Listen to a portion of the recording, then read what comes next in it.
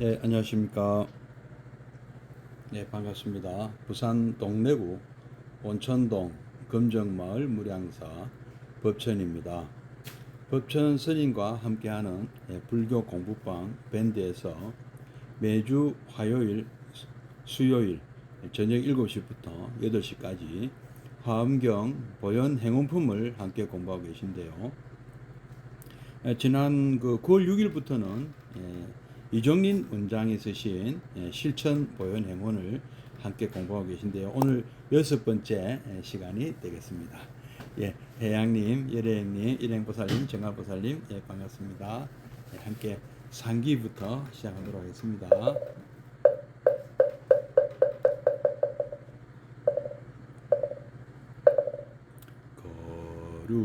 거룩한 부처님께 귀합니다. 거룩한 가르침에 귀합니다. 거룩한 승가에게 귀합니다.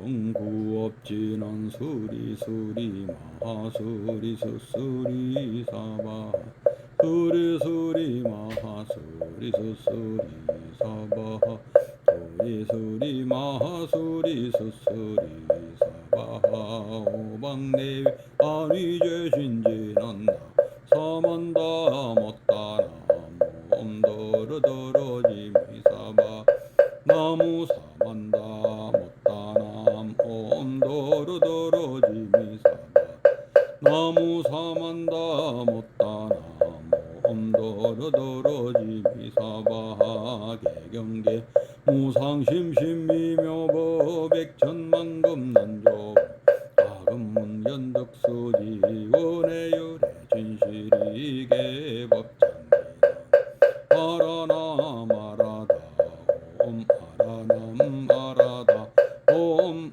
아라남 아라다. 예, 수정아 보살님, 예, 반갑습니다.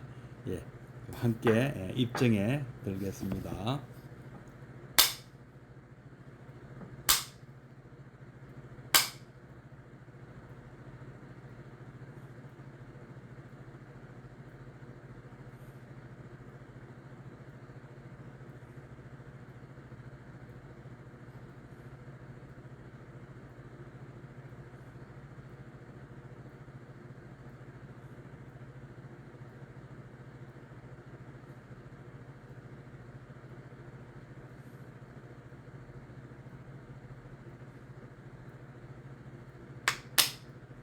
예, 입증 바로.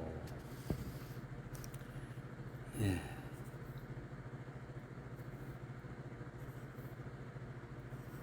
예, 그러면 오늘은 어제 한 우주의 질서 흐름과 맞으며 지혜와 자비가 동시에 성숙되는 수행이다. 예, 뭐가요? 예, 우리 보현행원 수행의 특징 10가지 중에서 세 번째 오늘 할 시간 차례입니다. 첫 번째는 이제 모든 공덕을 솟아나오게 한다. 두 번째는 공덕이 즉각 나타나는 수행이다. 부처님 공덕의 바다로 직접 들어가게 한다. 그래서 세 번째는 우주의 질서 흐름과 맞으며, 예, 김학용 교사님, 예, 반갑습니다. 우주의 질서 흐름과 맞으며 지혜와 자비가 동시에 성숙되는 수행이다. 이 내용을 어제 하다 말았는데요. 오늘 여기서부터 시작하도록 하겠습니다. 보현행의 또 하나의 장점은 행원이 우주의 질서, 흐름과 일치하는 수행이라는 것입니다. 예, 우리 뭐 수행이라 그러면 되게 비워라, 뭐 버려라, 가지지 마라, 뭐 하지 마라, 이런 게 주로 많습니다. 그죠? 그 우주의 진리는 모두 삶의 성장과 성숙 쪽으로 흐릅니다. 사람이 길을 가더라도 앞으로 가는 것이 쉬운 것은 우주의 흐름이 전진이기 때문입니다. 산을 올라가더라도 사람은 본능적으로 더 높은 곳으로 올라가는 것은 우주의 흐름이 성장이기 때문입니다. 더 멀리 여행하고 더 높이 나는 것도 우주의 본성이 자기 확대요 성장이기 때문입니다. 우리 불교에서 강조하는 마음가짐 중에 하심이 있습니다. 마음을 낮게 가지라는 것인데 이게 여간 어려운 일이 아닙니다.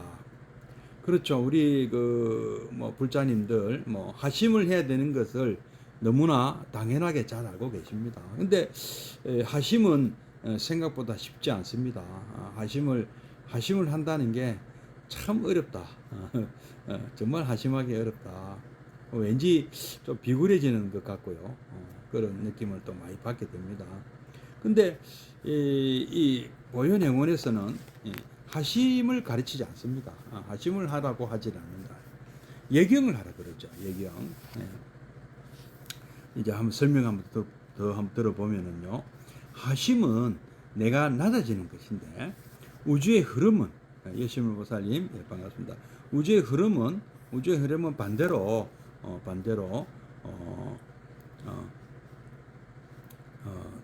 본능적으로 우리에게 높아질 것을 강요합니다. 그러니 하심이 어려울 수밖에 없습니다. 그렇죠. 하심은 어려울 수밖에 없다고 합니다. 행원은 우리에게 하심을 강요하지 않습니다. 하심하라고 이렇게 가르치지 않는다는 말씀입니다. 그런데도 결과적으로 보면 행원 수행을 하면 하심이 저절로 됩니다. 왜냐하면 행원은 우리에게 공경을 가르치기 때문입니다. 바로 첫 번째 예경제불이 바로 공경을 가르치는 것이잖아요. 공경이란 위를 쳐다보는 것이요 내 마음이 위로 향하는 행위입니다. 근데 하심은 밑으로 내려가야 하지만 밑으로 내려가라는 것이잖아요. 근데 예경이나 공경은 위로 향하는 것이기 때문에 공경하는 것은 지극히 우주의 흐름에 부합합니다. 그러므로 조금도 어렵지가 않습니다.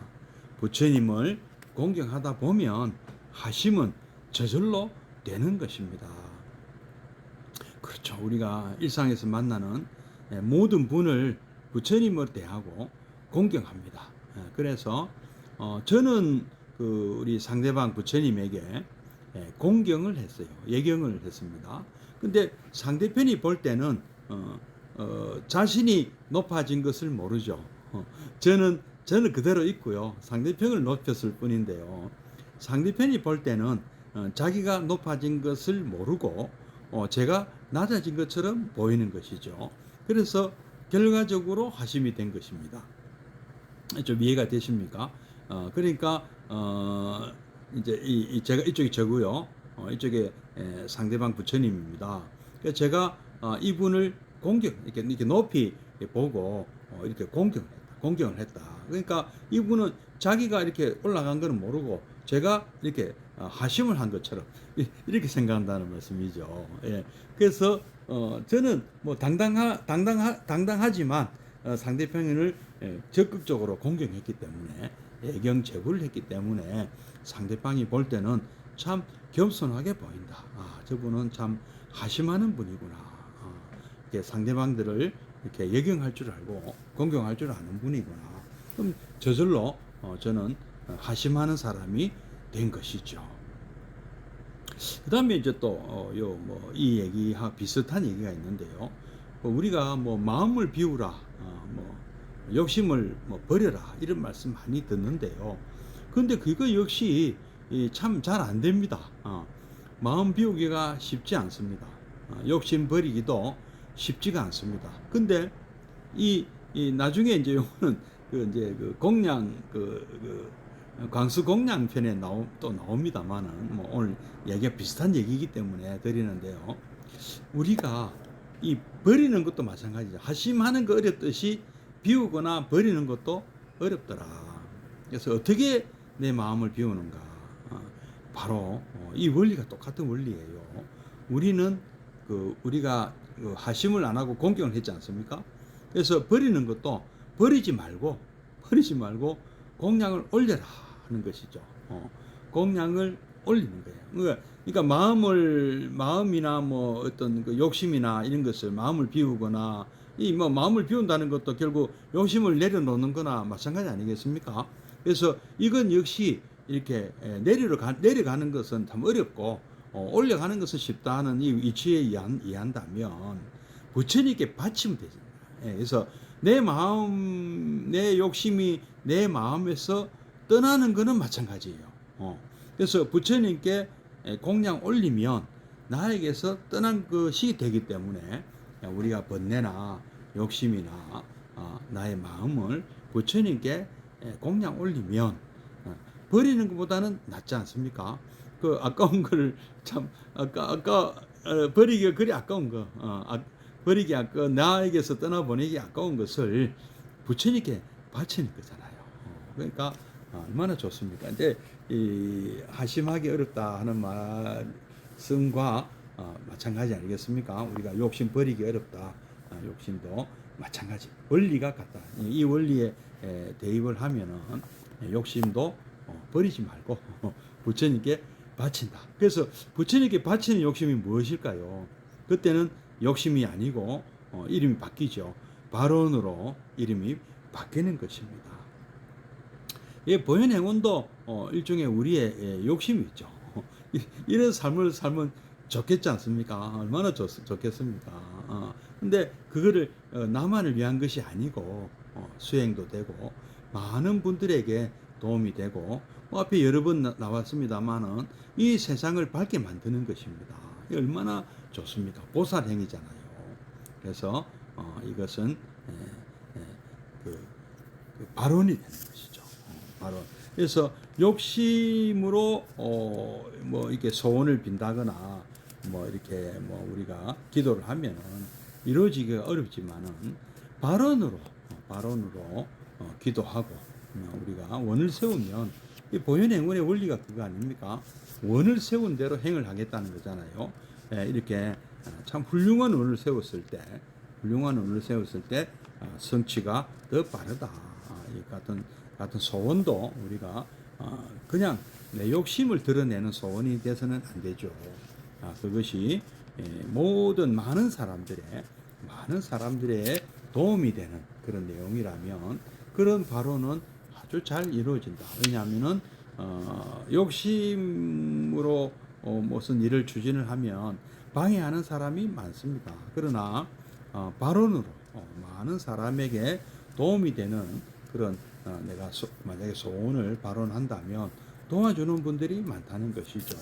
부처님부터 시작해가지고 우리 관세음보살님도 도울 것이고 뭐 주변에 돕는 분들이 많이 나타나는 것이죠. 그래서 소원 성취가 잘 이루어지는 법입니다. 다 그럼 계속 읽어보겠습니다. 인욕행도 마찬가지입니다.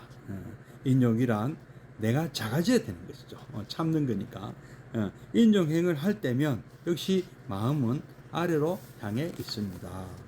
그러니 힘이 듭니다. 우주는 스스로 커지는 쪽으로 흐르는데 마음은 자꾸 작은 쪽을 향해야 하니 어렵고 힘들 수밖에 없습니다. 그렇죠. 우리가 내 마음이 간장종지밖에 안 되면 참지를 못하는 것이죠. 근데 만약에 내 마음이 바다처럼 넓다면, 호수처럼 넓다면 다 받아들일 수가 있는 것이죠. 이 봄의 비는 이 허공 가득히 내립니다. 비가 내리면 뭐 다 내리잖아요. 근데 비가 늘 오는 것은 아니잖아요. 그래서 빗물을 받아두어야 되는데 빗물을 받아두었다가 필요할 때 써야 되는데 만약에 내 마음 그릇이 간장종지밖에 안 된다면 아니면 뭐 이 컵 정도밖에 안 된다면 이 컵에 담은 물만큼 밖에 못 받지 않겠습니까? 근데 내 마음 그릇이 호수처럼 크다면 우보익생 만호고 이 보배비는 혹은 가득히 내리지만 중생 숙이 덕이익이다. 중생은 자신의 그릇에 따라서 그 이익을 받는다. 이렇게 말도 하시잖아요. 인욕도 마찬가지죠. 인욕도 우리가 소금을 이 컵에 한 스푼 풀면은 이 짜서 못 마시게 되지만 넓은 호수에는 한 삽을 소금을 한 삽을 퍼 넣어도 소금물은 그 호수물은 짜지지 않습니다. 마치 그것처럼 우리 인품도 우리의 닦여진 마음은 넉넉하고 너그러워서 어떠한 어떤 외부에서 오는 그런 인욕을 시험하는 그런 일이 내게 닥쳐도 참아 넘기고 견뎌내는 것이죠. 그러니까 인욕이라는 것은 결국 마음 그릇을 얘기하는 것이죠. 우리가 참아진다는 것이죠. 내 마음이 넓어진다면, 너그러운 마음이 생긴다면 웬만한 그런 아주 작은 그 웃고 넘어갈 일도 우리가 쉽게 화를 내는 분들을 잘 봅니다만은 이 마음 그릇이 작아서 그렇잖아요. 그분의 어떤 그 너그러움이 부족하다는 것이죠. 제가 어제도 말씀드렸습니다만은 우리가 불자로서 공부를 많이 했다, 잘 닦았다 하는 것이 어떻게 표가 나겠습니까? 자비와 지혜와 그리고 이 인욕, 바로 너그러움으로 드러나는 이 인욕으로 우리가 알 수 있는 것이죠. 자, 이제 인욕은 마음이 자꾸 그 우주는 커지는 쪽인데 마음은 자꾸 작은 쪽으로 향하니 그냥 참으라 하는 것은 어렵고 힘들 수밖에 없다. 그래서 우리 마음 그릇이 커지면 바로 이 마음 그릇을 크게 하는 방법이 바로 행운이잖아요. 그래서 이렇게 또 말씀하시네요. 그런데 행운은 그렇지 않습니다. 긍정적인 쪽, 커지는 쪽으로 행을 유도합니다. 긍정적인 쪽, 커지는 쪽으로 행을 유도합니다. 예컨대 중생을 공양하고 그 뜻을 따라주다 보면 우리 항선 중생이 나오죠. 수순하다 보면 나의 행동 반경이 더 커지고 내가 더 넓어집니다.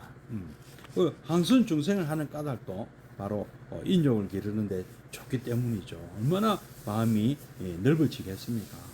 좋아, 다 얘기해봐, 내가 다 들어줄게. 마음 그릇이 얼마나 넓으면 그 호수에 담아 놓은 물이 엄청 물을 많이 받아뒀기 때문에 얼마든지 물 퍼가라 이렇게 되는 것이죠.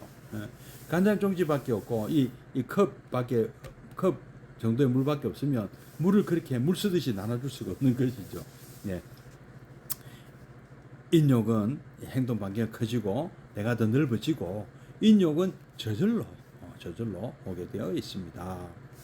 행운 수행은 모두가 이런 것입니다. 이런 식입니다. 하지 말아라, 참아라, 버려라, 비워라, 이렇지 않는다 이거죠. 내려라, 나를 죽여라, 이런 부정적인 마음이 아니라 긍정적이고 밝은 마음을 통해 목표하는 바가 저절로 오게 합니다. 따라서 따로 지혜를 구하지 않아도 지혜는 밝아져 오며 따로 자비를 구하지 않아도 마음은 한없는 자비로 가득 차 올라옵니다. 행운은 밝음으로 어두움을 물리치며 긍정적이고 적극적인 마음을 통해 지혜와 자비가 밝아오게 하는 수행입니다.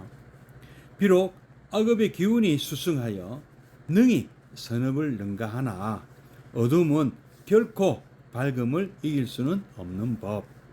우리는 선업의 밝은 힘으로 어두움을 물리치는 것입니다. 부처님 밝은 광명으로 어두움을 몰아내는 것입니다. 또한 행운은 남의 핑계를 대거나 남에게 책임을 돌리지 않습니다.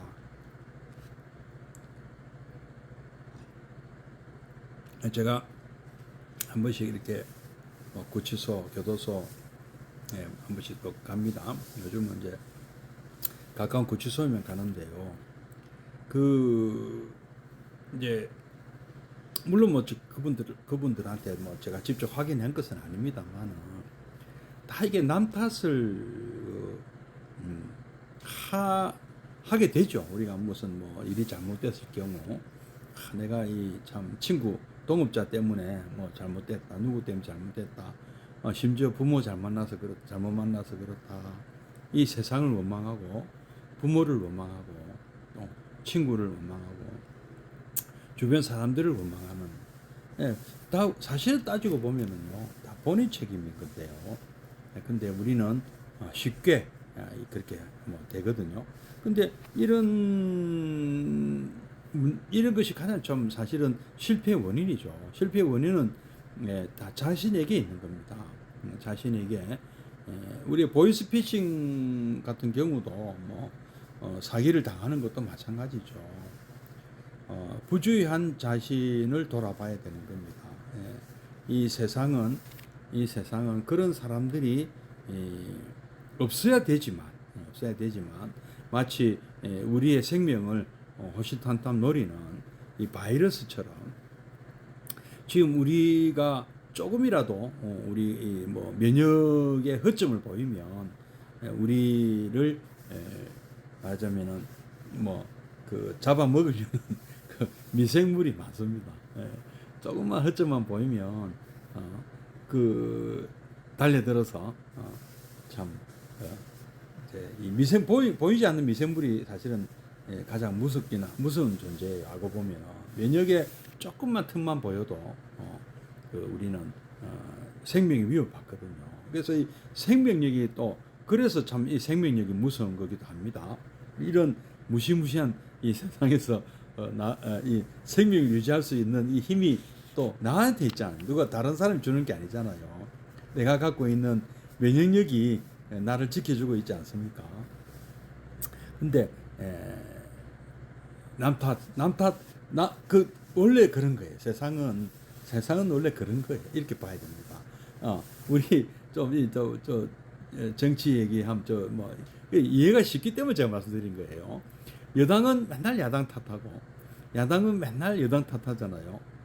근데 자신이 잘못된 거는 볼 줄 모르죠. 저 사람들이 딴지를 걸어서 우리가 일을 못 하고 있다. 항상 이렇게 얘기하지 않습니까? 그래서 자기가 잘하려고 하는 노력은 힘든데 남을 비판하는 건 쉽거든요. 남은 그게 제일 또 효과적이래요. 근데 그거를 그러니까 우리가 이제 그런 정치인들을 판단할 때는 그 사람들 말을 듣고 판단하면 안 됩니다. 비판 잘하는 사람이 꼭 잘한다는 법이 없거든요.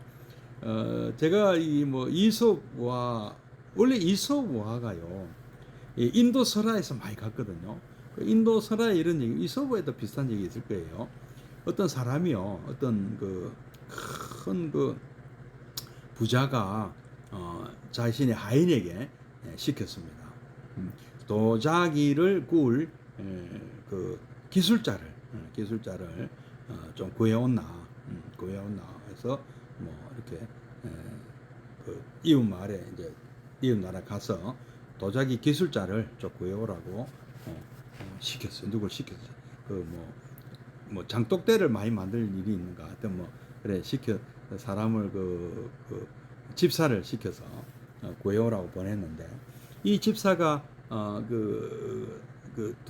도기 자기를 만드는 그 마을로 가니까 그럼 난리가 난 거예요. 그 기르는 염소가 막 무슨 일인지 막 난동을 부리는데 도기 만드는 그 도공이 만든 그 도자기를 수백 개를 들이받아 가지고 깨는 걸 봤습니다. 그래서 야, 저 염소는 대단한 염소네. 저 막 수백 개의 그 도기를 한 순간에 다 때려 부셨다. 그래서 그 염소를 사서 그 주인에게 데려갔다고 합니다. 이 도기의 전문가다. 이것처럼요, 도자기를 만드는 것은 굉장히 어렵습니다. 근데 깨는 거는요, 이 염소도 깰 수 있습니다.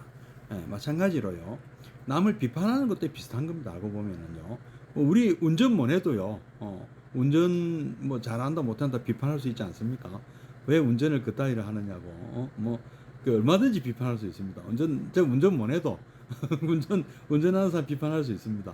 그래서 그 잘하는 거하고 비판하는 거는 사실 다르거든요. 그래서 남에게 핑계를 저 사람 때문에 내가 잘못 핑계 얼마든지 될 수 있거든. 사실은 따지고 가만히 생각해보죠. 우리가 뭐 우리나라가 잘못됐을 경우 저놈들이 나쁜 놈들이 돼하고 우리나라 쳐들어왔다 침략했다 다 우리가 잘못 우리가 못나서 그런 거죠. 우리가 못나서 침략을 당한 것이에요. 그런 식으로 해서는 우리가 영원히 그 극복이 안 되는 것이죠. 물론 그 사람들도 잘못했지만 그런 빌미를 준 항상 우리에게 초점을 먼저 둬야 됩니다. 그래서 우리가 잘하고 우리가 참 잘 나갈 때 감히 우리를 건드릴 수 있습니까? 어느 나라나요?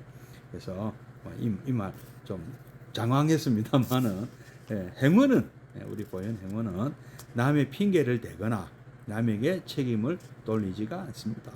부처님 말씀이 그런 말씀이에요. 부처님은 자등명이라 하셨잖아요. 이 인생은 네 책임이다. 호정교사님께서 네 인생은 네가 책임이지 왜 남에게 핑계를 대느냐. 어느 누구에게도 의지하지 마라. 물론 우리가 갓난 애기는 부모에게 의지하지 말아도 의지할 수밖에 없습니다. 우리가 성년이 될 때까지는 부모에게 의지해야 되고요. 근데 어서 어른이 되면 어서 독립해야 됩니다. 언제까지나 부모 그늘에 있을 거예요. 그래서는 안 되는 것이죠. 그래서 참 이 부처님 말씀이요. 자기 인생 자기가 책임져요. 우리가 신이 우리 행복과 불행을 좌지우지하는 것도 아니고 우리가 행복과 불행이 이미 정해져 있는 것도 아니고요. 그리고 우연히 그렇게 결정나는 것도 아니에요. 이건 내가 하기 나름 아닙니까? 내가 씌운 씨앗을 내가 거두는 겁니다. 그래서 나의 책임으로 나의 인생 사는 거예요. 그래서 자기 등불 자기가 켜는 거예요. 그래서 자등명이잖아요.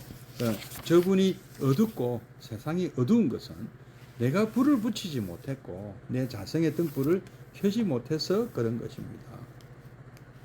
내가 더 지혜롭고 내가 더 자비롭고 내가 더 너그럽고 내가 더 잘했으면 그런 일이 없다. 그분은 어리석어서 그런 실수를 했더라도 내가 그 어리석음에 내가 휩쓸려서 피해를 안 봐야 되는 것이죠.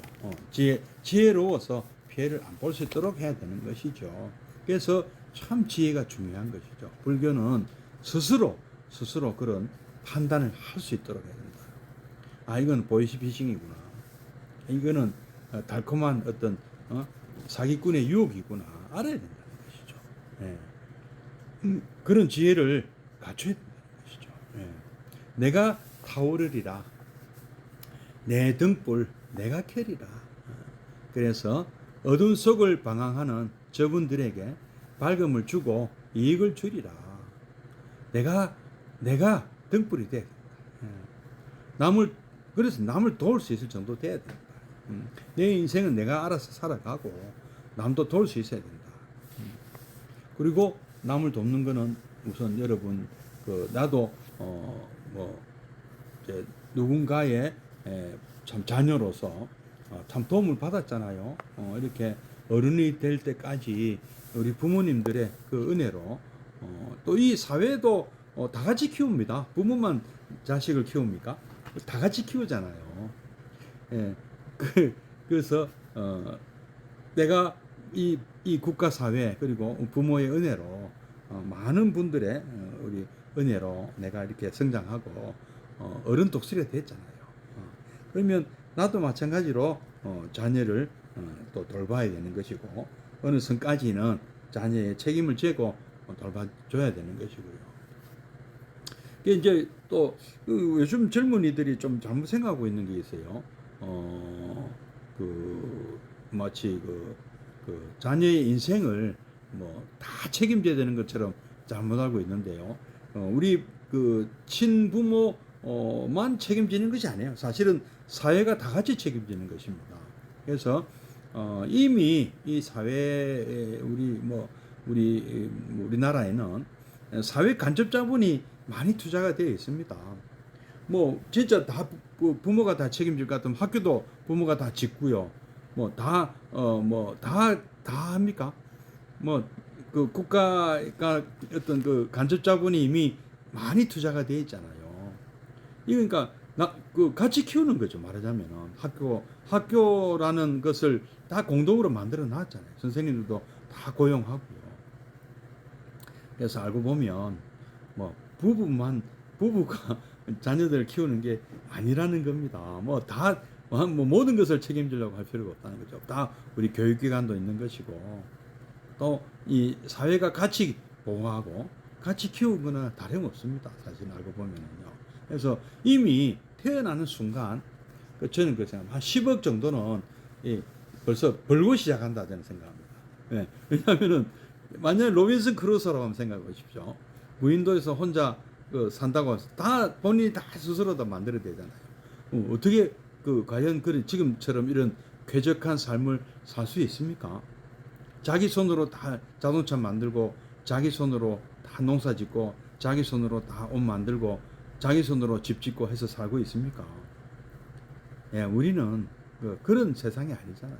예, 그래서 너무 겁을 내는 것 같아요. 그래서 자녀를 안 낳는다 하는데 참 너무 생각이 짧지 않느냐. 예, 왜냐하면은 혼자 키우는 세상이 아니거든요. 아니기 때문에 그렇습니다. 예. 그래서 그러니까 이런 세상에 내가 기여하는 옛날에 참 로마 제국이었나요? 이런 나라는 참 이 정치인들이 바로 사회 간접 자본을 책임지고 만들었다고 합니다. 말하자면은 우리나라 같으면 삼성, 현대, LG 이런 대재벌이 공항도 만들고 역도 만들고 이 체육관도 만들고 그랬다는 것이죠. 근데 이거를 지금은 국가가 그런 사람들한테서 세금을 내도록 해가지고 미리 정해진 세율에 따라서 직접세, 간접세 세율을 그 세금으로 짓고 있지 않습니까? 결국에는 그런 돈이 많은 부자들이 돈을 많이 버는 사람들이 세금을 많이 내어가지고 그런 나라 전체에 어떤 그런 사회 간접 자본 이런 것들 다 투자를 하고 도로, 항만, 철도 다 근데 투자하고 있는 거 아닙니까? 그래서 이럴 때 이제 이왕이면 우리의 삶이 세금도 많이 내어가지고 우리가 돈 많이 벌었어요. 세금 많이 벌고 내 자녀만 좀 잘 되는 그런 세상이 아니고요. 우리 모두의 후손들이 다 잘 되는 그런 세상을 만드는데 기여하는 삶이 되어야 된다는 것이죠. 이왕이면 그렇죠. 이왕이면 혜택 보는 쪽보다는 혜택을 주는 쪽이 더 바람직하지 않겠습니까? 그래서 우리는 그게 보살행위예요. 어둠 속을 방황하는 저분들에게 밝음을 주고 이익을 주라. 그런 삶을 살아라. 이렇게 맹세하고 이렇게 알고 이렇게 실천하는 것이 행운입니다. 지금 젊은 분들은 그렇게 하시고 또 이미 연세가 드신 분들은 이미 젊을 때 고생 많이 하셨잖아요. 그래서 또 우리가 참 어르신들을 또 잘 모셔야 되죠. 잘 모셔야 되고 또 젊은 사람들에게는 또 용기를 주고 또 너무 이렇게 주눅들 필요 없다. 용기를 가지고 이동 스님 반갑습니다. 용기를 가지고 힘을 내고 우리도 지금 참 얼마나 우리 세대는 참 먹고 살기 힘든 이 세대에서 또 참 힘들게 이 대한민국을 끌고 왔고요. 또 지금 중년 세대는 이 우리나라를 선진국으로 만들었잖아요. 그리고 또 우리 젊은 세대는 또 이런 선진국을 또 이어받을 그런 막중한 책임이 있고 정말 똑똑하고 잘생기고 너무 관상들이 좋아서 참 전부 지금 인물들 자꾸 키도 크고 다 멋지게 생긴 그런 우리 또 후손들 아닙니까? 얼마나 자랑스럽습니까? 자, 이제 이런 세계에서 이런 드문 참 시민의식을 갖고 있는 나라 바로 이 2000년 가까이 이 불교가 우리 민족에게 심어놓은 DNA라고 생각합니다. 이미 우리의 어떤 그 체질이 된 거예요.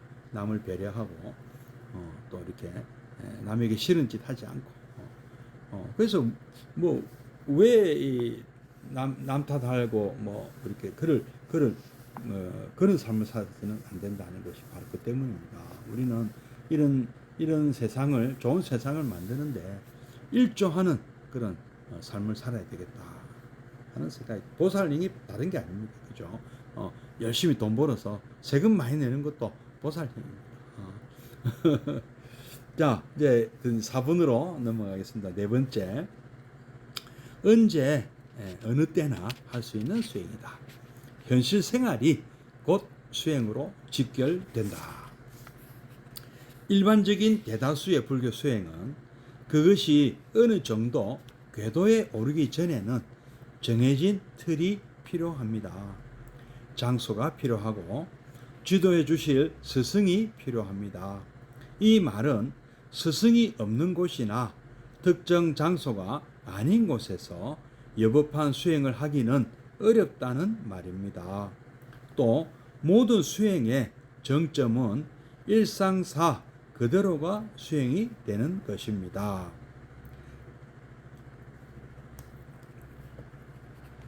무슨 수행으로 시작했던 간에 결국은 밥 먹고 화장실 가고 잠자는 일상사 그대로가 수행이 되어야 진정한 수행인 것입니다. 그런데 실제 일상사 모두가 수행이 되는 경지에 이르기는 쉽지 않으니 그것은 수행의 시작이 일상사가 아니었기 때문입니다.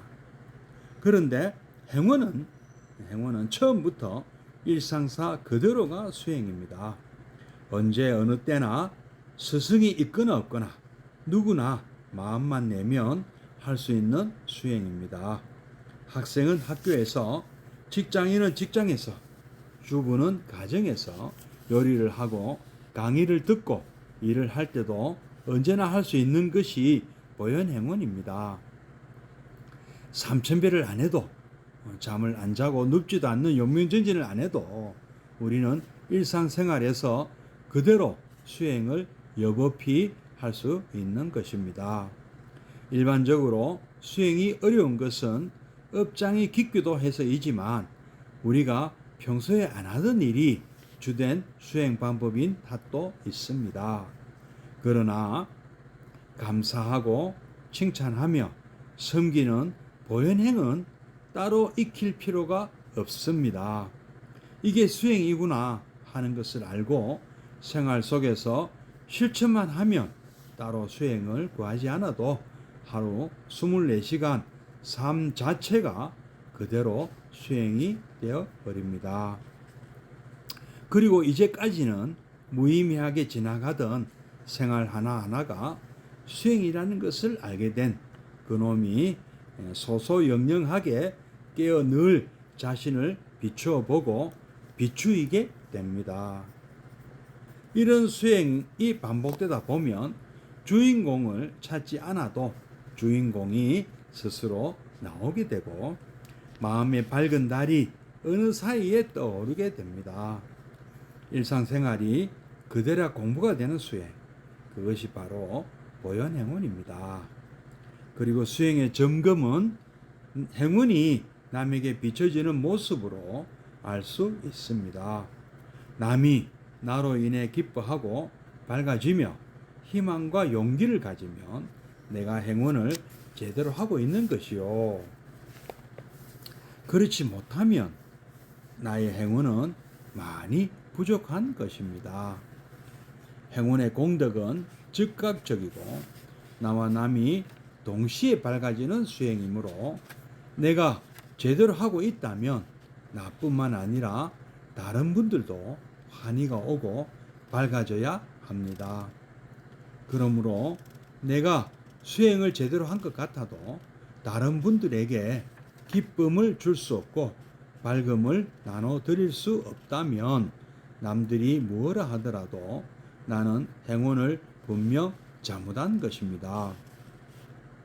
마음은 열반을 향하고 몸은 윤회에 든다는 부처님 말씀처럼 늘 부처님을 스승으로 삼아 마음은 부처님으로 향하고 몸은 중생의 삶을 충실히 살면 그대로가 수행입니다.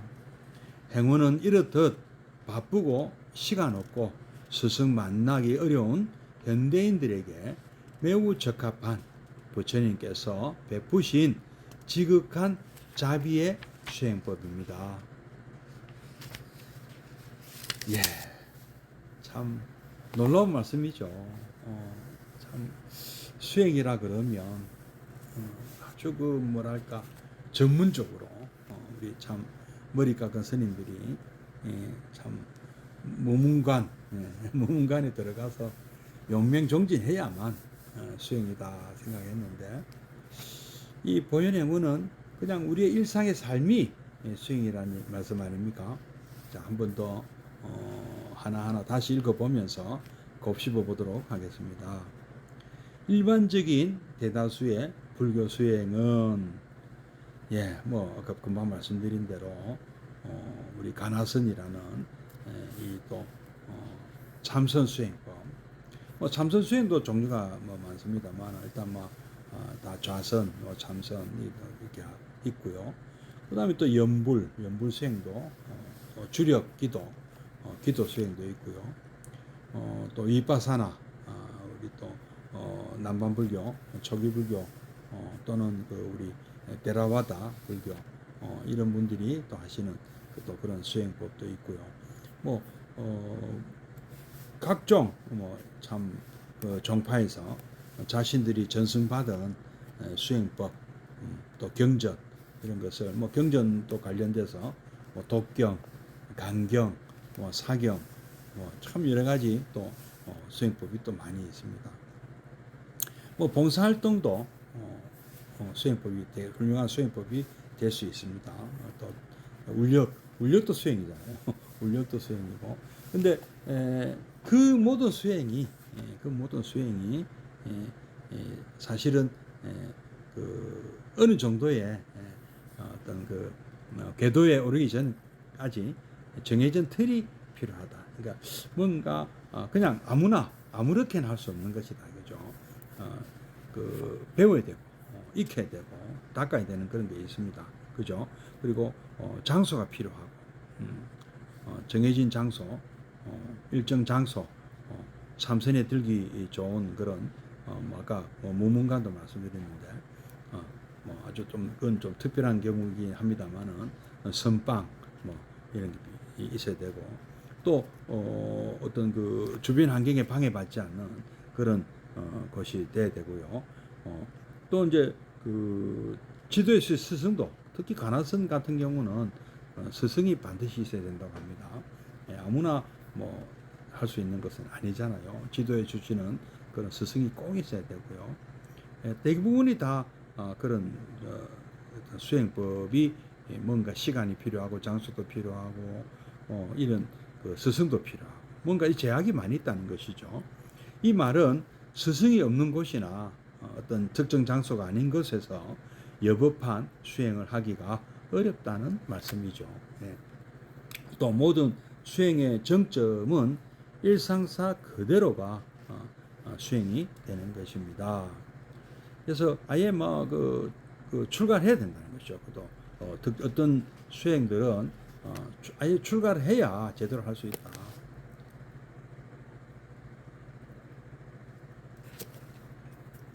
자, 근데 이 어떤 수행이 됐든 다 좋습니다. 결국에는 우리가 이 수행을 배워서 뭘 하자는 것이냐. 물론 이제 그 가나선 수행하시는 분들도 일상사가 수행이라고 합니다. 일상사가 수행이라고 밥 먹고 화장실 가고 잠자는 일상사 그대로 다 수행이다 이렇게 말씀하시지만 정말 그러냐 이죠. 정말 그러니까 하고 여쭤볼 수밖에 없는 것이죠. 맞기는 맞는데 그래도 알고 그렇게 하는 거고 모르고 하는 것도 천지 차이라는 것이죠. 근데 어쨌든 어떤 수행으로 시작했든 간에 결국은 그 말씀도 맞아요. 우리가 밥 먹고 화장실 가고 잠자는 일상사 그대로가 수행이 되어야 진정한 수행인 것이다. 이 말씀이 맞는 말씀입니다. 실제로 그렇게 돼야 되고요. 어떤 수행을 했던 그것이 일상사에 나의 삶에 도움이 돼야 되는 것이죠. 그런데 실제 일상사 모두가 수행이 되는 경지에 이르는 것은 쉽지 않다. 그것은 사실은 참 우리 특히 우리 제가불자님들 참 그 말이 쉽지 않다. 쉽지 않은 걸 느끼고 있지 않습니까? 그것은 수행의 시작이 일상사가 아니었기 때문이다. 그런 수행 자체가 일상을 떠나서였기 때문에 그 삶 자체가 출가 수행자의 그 일상이 바로 출가 수행자 삶이니까 그런 것이지 제가불자의 삶이 똑같을 수도 없는 것이거든요. 그러니까 그런데 행운은 처음부터 출가 제가 이런 거 따지지 않고 일상사 그대로가 수행이라는 것이죠. 수행입니다.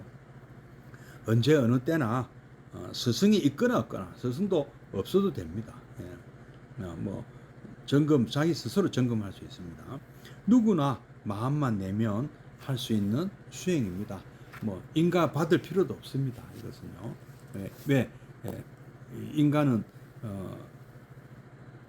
특정한 어떤 그 스승님이 해주는 게 아니에요. 이거는 뭐 누구나 다 인간을 해줄 수가 있어요. 보현행운의 인간은 누구나 해줄 수가 있습니다. 직장에서 학생은 학교에서 직장인은 직장에서 주부는 가정에서 요리를 하고 강의를 듣고 일을 할 때도 언제나 할 수 있는 것이 보현행운이다. 24시간 할 수 있다. 심지어는요. 3000배를 막 뭐 하는 이런 것도 없고요.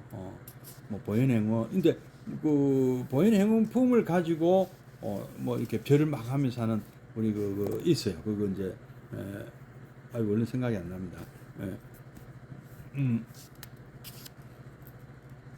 108 하여튼 그 책이 있는데 아주 잠을 안 자고 용맹정진 눕지도 않는 그런 무문관에 들어가서 용맹정진 이런 거 안 해도 일상생활에서 그대로 수행을 여법히 할 수 있는 것이다. 예. 제가 과연 이게 부처님 가르침에 부합하고 부처님이 제시하신 그 각종 수행법의 원리가 같은가 안 같은가 그것이 이 숙제가 돼 가지고요. 저는 처음부터 보현행운을 수행법으로 배웠기 때문에 도대체 이 보현행운은 불교라는 이 거대한 큰 이 가르침 84,000 법문 중에 하나인데 다른 법문하고 어떻게 연관성이 있는가? 그래서 제가 이렇게 교학이라고까지는 좀 어렵습니다만은 저 나름대로 그럼 화엄경은 뭐냐, 법화경은 뭐냐, 금강경은 뭐냐, 또 뭐 초기불교 이거는 또 뭐냐, 니간에는 뭐냐, 화엄경은 뭐냐 하고 이렇게 법국은 뭔가 이렇게 찾아다녔습니다. 찾아다니니까 원리는 같은 거예요. 알고 보니까 보현행운이라고 뭐 원리가 다른 게 아니에요. 불교는 저는 BBS 라디오 방송 나가서 불교는 내비게이션이라고 말씀드렸습니다. 예. 알고 보니까 내비게이션의 원리, 내비교 출발점이 어디냐? 그분의 그 처지, 상황, 근기 이런 것에 따라서 맞추면 가르침이 다를 수가 있다는 거죠. 우리가 환자의 상태 우리가 검사를 해가지고 환자가 어떤 상태다 우리가 의사가 이제 진단하지 않습니까? 그러면 처방전이 환자마다 다 똑같을 수가 없잖아요. 뭐 큰 부류는 큰 부류를 한 것이 그게 경전이고 또 개별적인 또 처방전이라는 게 또 있을 수가 있는 거죠. 무슨 수행을 하라고 가르칠 수 있는 거죠. 그래서 이 이 보현이 과연 수행이 되나 이렇게 생각하는 사람들이 많기 때문에 그런 얘기도 드는 것 같고. 근데 원리가 다 일맥상통한 게 있는데요. 맞는 거예요. 이게 다 그 지관이니 그다음에 정의 쌍순이 다 해당이 되는 거예요. 이것도 개정해 다 포함이 안 되는 게 아닙니다.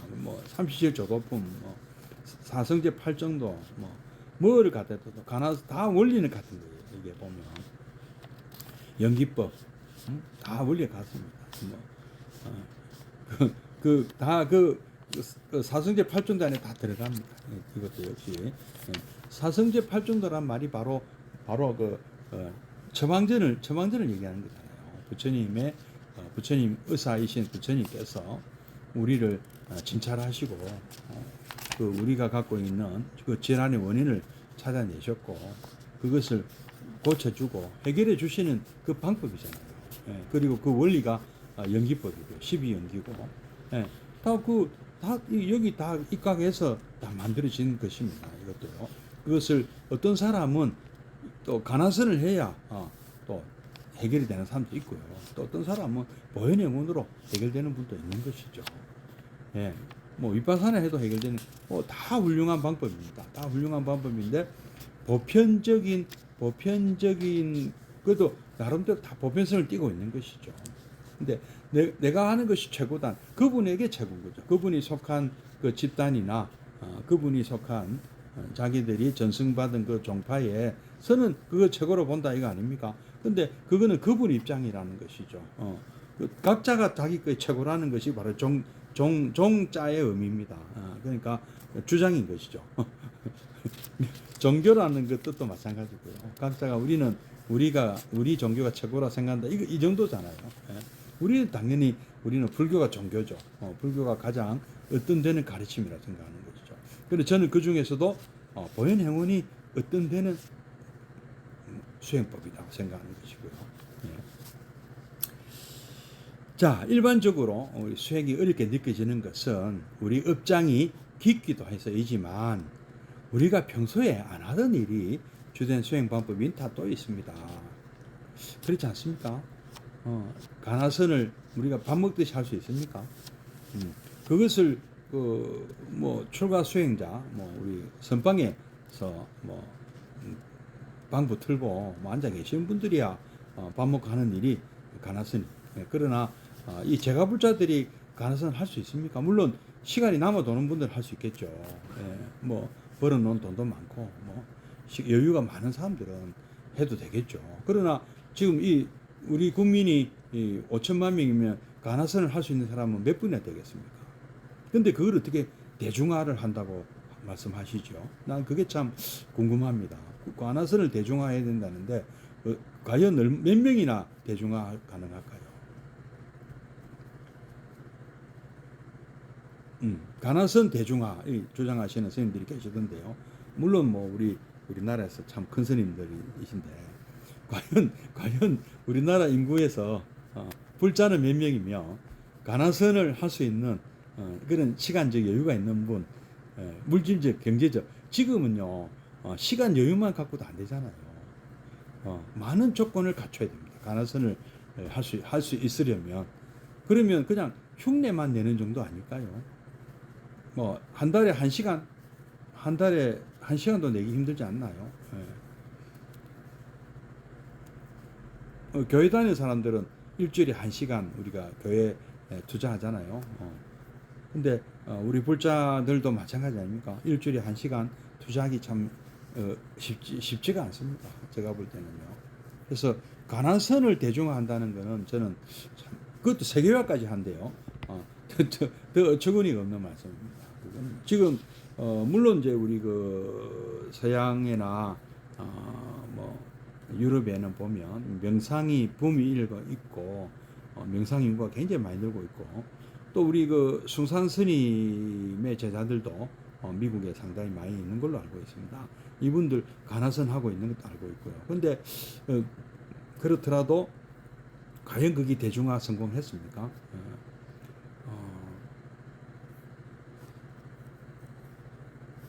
네, 다 할 수, 전 국민이 다 할 수 있는 걸 보여낸 아닙니까? 만약에 이거를 이거를 수행법으로 생각 안 하는 분들이 많으신 것 같아서 드리는 말씀을 여쭤보는 거예요. 예. 전 국민이 할 수 있는 수행법은 보현행원이 아니냐. 삼천배도 전 국민이 못하지 않습니까? 예, 사경도 마찬가지고 강경도 마찬가지고. 자, 그러나 이거는 감사하고 칭찬하고 섬기는 보현행은 뭐 따로 연습하고 뭐 익힐 필요도 없다. 그냥 지금 하면 되죠. 이게 수행이구나 하는 것을 알고 생활 속에서 실천만 하면 따로 수행을 구하지 않아도 하루 24시간 삶 자체가 그대로 수행이 되어버립니다. 어떻습니까? 그리고 이제까지는 무의미하게 지나가던 생활 하나하나가 다 수행이다. 그것을 알게 된 그놈, 주인공이라고 하잖아요. 내가 생각하는 나를 또 객관적으로 지켜보는 소소영영하게 깨어 늘 자신을 지켜보고 비추게 된다. 내가 예경적으로 해야 되겠다, 칭찬제를 해야 되겠다, 광수공양 해야 되겠다 하고 나 자신을 이렇게 챙기는 그런 주인공이 늘 있다. 염려상속하게 되어 있습니다. 그렇죠? 무유간단, 신의 이업이 무유피업이다. 이런 말이 있지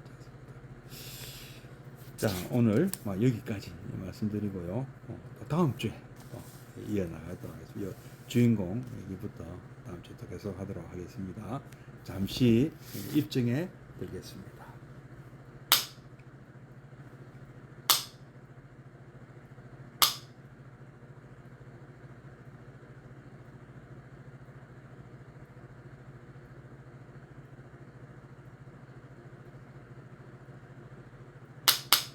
네, 입증 바로. 사홍소원과 보현행원 하고 마치도록 하겠습니다.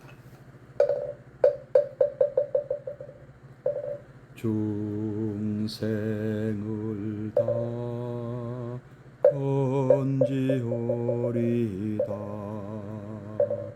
번뇌를 다 끊으리다. 법문을 다 배우리다. 불도를 다 이루리다.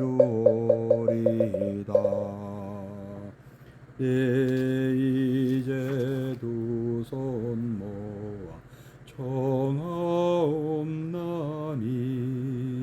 시방세계 부처님 우주대광명 두 눈 어둔 이내 맘 굽어 살피사 위 없는 대법문을 널리 여소서. 허공계와 중생계가 다할지라도 오늘 세운 이 서원은 끝없사오리. 예, 고맙습니다. 예, 다음 주에 뵙겠습니다. 성불하십시오.